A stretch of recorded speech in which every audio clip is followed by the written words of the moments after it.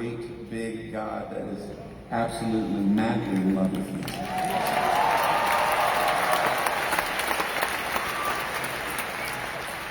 And that's a big deal to me because I grew up hearing that very often. I grew up in a little bitty Southern Baptist church outside of Dallas, Texas. And I was taught a lot of amazing things, but legalism was alive and well, to say the least.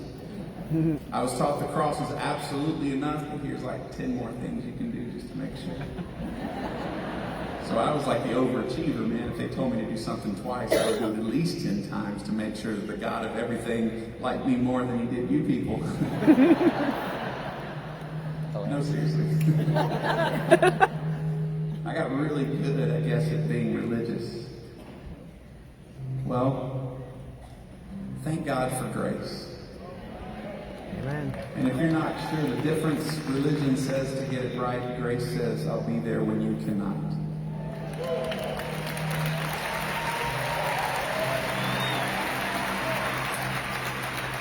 And I feel like that's where I hang out most of the time. You see, I grew up believing that I was a bad person trying to be good. Man, I'm Southern Baptist. I can make you feel really bad about yourself. So I would stand on stages like this every night and pray the same prayer. God, we stink, God. Our hearts are wretched. They are vile. If we choose, we will choose wrong every time. We are nothing without you. Now, that last part's true. But is it possible that the God of everything standing there saying, you know what? You used to be unworthy. You used to be unrighteous. You used to stink pretty good.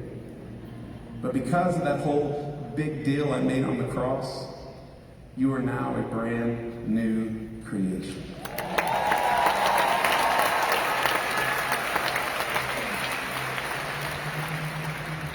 And it's easy to get that warm, fuzzy, we are the world vibe where we clap and buy the t-shirts and all that kind of stuff. But the problem is a lot of us still don't live that way, including myself, man.